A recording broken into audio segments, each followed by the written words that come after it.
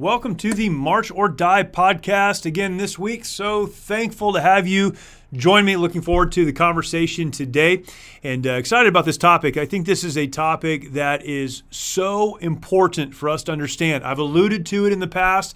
I've addressed it briefly, but we're going to dive into this idea that it is possible to be breathing and yet not be alive. To be breathing and yet not be alive. I've entitled this episode, The Death of the Living. The death of the living, because I believe there are so many people out there who are going about their lives, doing their thing. They're functioning, and from the outside, they look like they are doing pretty well, but on the inside, they're not doing well at all. We're going to talk about that today. Again, thank you for joining me. If you are watching the live stream, thank you for joining the live stream. Go ahead and leave a comment in the comment section below, whether you're watching on YouTube or Facebook, streaming live to both of those at the same time. Leave a comment. Would love to connect to you there. Every Saturday morning at 10 o'clock, we go live. If you are listening to the podcast, thank you for listening. Please do me a favor. On either one of those platforms or all of them, subscribe. Subscribe wherever it is you watch or wherever it is you listen, and that lets you know when new shows come online. I do my best to get them out every week. Once in a while, we'll miss a week because something's going on in life, but do my best to get out there every week. And again, I would love to continue to share this content with you and continue a conversation with you. If you have questions or thoughts, or you just want to leave a comment, please go ahead and do that as well. This show, of course, is the place where I do my best every week to add a layer of understanding to this question. How do we move forward when the world around us seems to be falling apart? How do we move forward when the world around us seems to be falling apart? And I think all of us can relate to that question. It may be the world around us, and we sometimes look at the world and we think it's falling apart. Globally, we're dealing with some things. Locally, as a nation, we're dealing with things. The world sometimes seems like it's falling apart. But when I say the world, really I'm speaking more specifically of your world. If you were to draw a circle around yourself and you're standing in the middle of the circle, that's your world. These are the people that you know, your relationships, the job that you have, the work that you go to, how you make a living. It's where you live. It's the community in which you live. It may be the neighborhood where you have a house, your world, the place that you live every single day. As good as these places can be in your world, there are moments when aspects of your world seem like they're falling apart. How do you move forward when that happens? When the battles of life come, when you're dealing with the unexpected, how do you move forward? I do my best every week to talk about some aspect of that. The conclusion every week is the same. When you do find yourself in that position, you really only have two choices. Two choices. We love choices. We like to have a lot of options. This is America. We like options. But really, you only have one of two choices. You can stay where you are and die. You can do that. Or you can move forward. And again, today, I want to deal a little more specifically, a little more in depth with this idea of staying where you are and dying. Because when I say that, I think we have images of someone just giving up, laying down on the battlefield and letting the enemy overrun them. You watch the old movies from World War I or even before that, and you see the enemy coming over the hill, and they've got a bayonet, and they're bayoneting people along the way. Sometimes that's the image we have when we talk about laying down and dying. But again, in a non-physical sense, it is possible to lay down spiritually, to lay down emotionally, to lay down in relationships that we have relationally, to lay down and just give up. And yet so often we can do that. On the inside, we know we're broken. We're not pursuing our purpose. We're not going after the things we believe we were called to go after. We're not building something that we can leave behind for the next generation. We've given up. But because we're getting up every morning and getting dressed and going to work and saying hello to the kids on the way out the door, because we are functioning, we look like we've got it all together when really we don't. And I believe that the only way to move forward is one step at a time. But I also acknowledge that it can be overwhelming. Relationships can be so difficult. Whether it's the relationship with a spouse, the relationship with a child, maybe an older parent, or just someone else in your life, relationships can be so challenging. It's possible in the context of a relationship to just hit it in neutral, to coast, to exist, but really to know you're functioning within the context of a dead relationship. It's possible. You keep going, but there's really nothing there. At work, you stop trying. You stop pushing forward. You stop trying to do better. You stop trying to be the one who makes things happen. You show up, you clock in, you clock out. When the day's over, that's it. You're working, you're earning a paycheck, but really, as far as that job is concerned, you're dead. And in so many other areas, we understand this. It is possible to be breathing and yet not alive. And in all of that, though, I would encourage you with this. We must decide that we're not, even when the battle is raging, when the mortar shells are falling around us and the rounds are coming our direction because the enemy's firing at us. In the midst of the hottest part of the battle, we have to decide that we're not just going to stay where we are and die, that we're going to do the hard work, putting one foot in front of the other and making the important things in life happen. I love to share stories, and man, this is a good one. You're familiar with the man, Patrick Henry.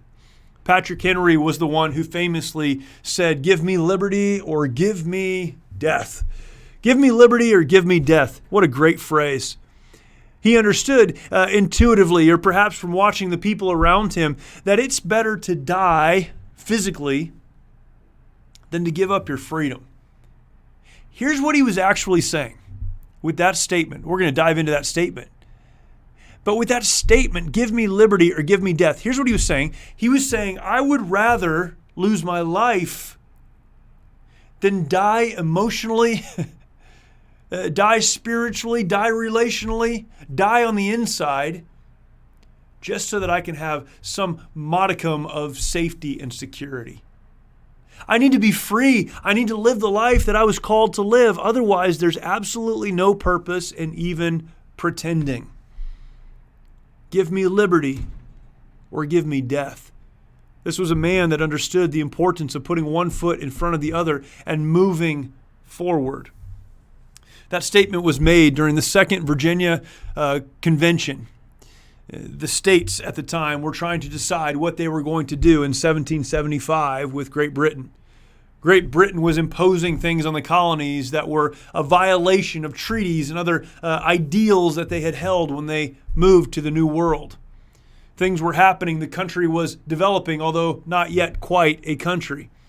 The colonies were coming together and they were trying to decide, and this was one of those moments where they were trying to decide whether they were going to push back or just acquiesce to the King of England and go along with whatever it is he told them to do. They were, after all, British.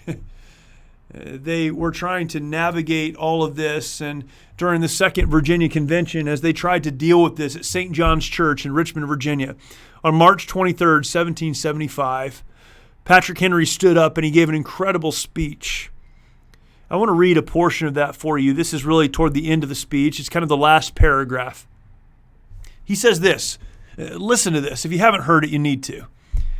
It is in vain, sir, he's speaking to the president of the convention. It is in vain, sir, to extenuate the matter. Gentlemen may cry, peace, peace, but there is no peace. The war is actually begun. The next gale that sweeps from the north will bring to our ears the clash of resounding arms. Our brethren are already in the field. Why stand we here idle? What is it that gentlemen wish? What would they have? Is life so dear or peace so sweet as to be purchased at the price of chains and slavery? Forbid it, Almighty God. I know not what course others may take, but as for me, give me liberty or give me death. Man, what a powerful, powerful speech. That ended with the words we've all been taught in school for the generations following the moment where he uttered them in public. You see, he understood. The war was happening, whether we wanted to acknowledge it or not. Those that we cared about, others of our countrymen, he said, were already in the field of battle, fighting the battles. Things were happening. Why were we not engaging the enemy? This is the mindset. It says, I'm not going to just go along to get along. I'm not going to just value peace and quiet and gentleness so much that I'm willing to neglect the reason for which I was placed on this earth. Because physical death would be better than that death on the inside. So clearly put. But I wonder how often in our lives we don't see it exactly that way. We should. We should, when we find ourselves in the battles of life, declare, as did Patrick Henry, give me liberty or give me death. I'd rather not even exist than to pretend everything's okay when it's not. Ben Franklin said this, some people die at 25 and aren't buried until 75. What kind of a life is that? If I could encourage you with only one thing, using this podcast as my platform, and that's the reason I've put this podcast out. If I could encourage you with one thing, it's don't quit, don't give up, don't stop, don't pretend. Do the hard work of putting one foot in front of the other. The question really is this: what is it that kills us? What kills us? When we talk about that emotional and that relational and that spiritual death, that death on the inside, what is it that kills us? Fear kills us. There are so many people that they've stopped moving forward, not because the enemy is so powerful or so strong or because they don't have another choice, but because, put simply, they're afraid. They're afraid of what the future may hold. They're afraid that whatever the future holds, they won't be able to deal with. They're afraid that as bad as things have been up to this point, they may get worse. They're afraid. Fear is a natural emotion. It's something that I've talked about in the past, and I'm sure I'll talk about it again. Episode number 6 of our podcast, in fact, I spent the whole episode just dealing with fear. Fear is understandable. The person in battle, whether real or these other battles that we deal with in life, if they're honest, they would always acknowledge there's at least a moment of fear.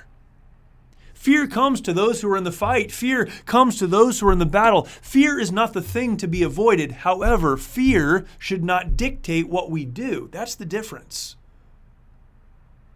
A coward, we could define a coward in a lot of different ways. But you know what a coward is? Really, a coward is someone who has encountered fear, as does every other single human on the planet. But instead of pushing through that fear to accomplish the goal, they've allowed that fear to dictate their actions. When I think about a coward, I know that has a really negative connotation. When I think about a coward, that's what I think about. Someone who has experienced the same kinds of fears in the same kinds of places as everyone else and has allowed that fear to dictate what they do next. Fear is the thing that kills us. If I try harder, I'm going to fail. If I invest here in this relationship, I may get hurt. If I do this or that, the outcome may not be all that I want it to be. I'm afraid, and because I'm afraid, I'd be better off just going along. Fear kills us. The unknown kills us, and that goes along with fear. Because we cannot predict what the future may hold, we just decide it's not even worth trying. I think back to the Revolution. We mentioned both Patrick Henry and Ben Franklin. I think back to these men, the founders of our country. We call them our founding fathers. There was that group of people, but there were a lot of people behind them, regular men and women who owned small houses and small farms and worked jobs and did their thing. They stood up to the greatest nation on earth, the most powerful nation on earth at the time, Great Britain, and they won. Sometimes I think we can look back to that moment or those moments with nostalgia. We didn't live through it, but we've seen movies and we've been to museums. We've experienced some of that really apart from the actual events that were taking place and the reality of it. But can you imagine being on the other side of that? We look back and know what happened. They had no idea how it was all going to turn out. When Patrick Henry said, give me liberty or give me death, that was not figurative language for him. So many paid so much. But they had to make a decision on really the wrong side of the battle, that they were going to move forward. They did not let the unknown prevent them from moving forward. And yet in our lives, we can allow what we don't know and what we don't understand to keep us from moving forward. The unknown kills us. You know what else kills us? Exhaustion. I've been so tired at points in my life, I just didn't want to go on anymore. Some aspect of work was just too hard. I'm exhausted. I don't want to do this anymore. Relationships, the same, and everything else that I've dealt with in my life and you have dealt with in your life, the battles that we've encountered, those things we didn't expect, they come to us and we fight for so long and then we just get tired. It has been said that fatigue makes cowards of us all. What a great statement and what a truth. We know it happens. But why does it matter? Why does it matter that we continue on? It does, but why? We need to be reminded of this from time to time. One of the reasons that we need to push past the fear and the lack of knowledge of what may happen and overcome the exhaustion, one of the reasons is because we have been placed on this earth. We've talked about this. To fulfill our God-given purpose at a moment just like this one. God knew when you'd be walking this earth and what events would be taking place when you did. God understood all of that, and yet He placed you here for a purpose. What is your purpose? Maybe what you need is to get back to that, to understand your purpose once again, to recover that. But it matters. Because there are people who are breathing breath, they're living life, and yet they're dead on the inside because they've no longer made any effort to pursue the purpose for which they were placed on this planet. I can't think of anything worse than getting to the end of my life, having made no attempt or very little attempt or given up on fulfilling my God-given purpose. That's what keeps me awake at night. The great thing about pursuing your purpose or fulfilling your God-given purpose is that perfection is not required. Having everything figured out is not required. Walking one road, never stopping, never pausing, never falling back, none of that's required. It's just the consistent plodding. It's going after it one day after another, after another, after another, and really moving toward that goal. Your purpose. Your purpose may be to walk until you die. I don't know. Your purpose may be to accomplish something significant that others will applaud. I have no idea. Maybe your purpose is to raise kids who will carry on after you. Whatever it is, wherever it is you've been placed, keep moving forward. Don't quit. Perhaps along with that, it is to be a guide for others. I think in my own life so often about this in particular. If the only reason I was placed on this earth at a moment in time like this one was to be a guide that others could follow, then that would be enough. But it also requires that I do something that they'd be interested in following. There will be other moments in time where there are global pandemics and confusion around the world and political upheaval and racial chaos. There will be other moments like this. Without a doubt, that's human history. It will happen. And if I can move through this time in a way that provides an example for those when it happens again to follow, then I've succeeded. But what if the example I've provided or will provide to my kids and to others in future generations is that when things like this happen, the best thing you can do is to just lay down and die? What if that's the example that I've provided to them? What if that's my legacy? Then not only have I died, but I've led others to do the same. I've made a decision that will impact generations of people coming up behind me. It matters. There are things that kill us.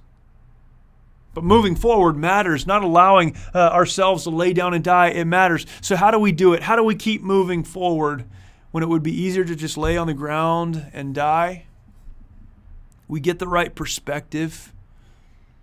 Podcasts like this, reading books of the lives of men and women who have done it, having conversations with people who have overcome trials. Why do we like these stories on social media of people who have dealt with things that were so impossible and they've come out on the other side victorious? Why do we like those stories? Because it motivates us.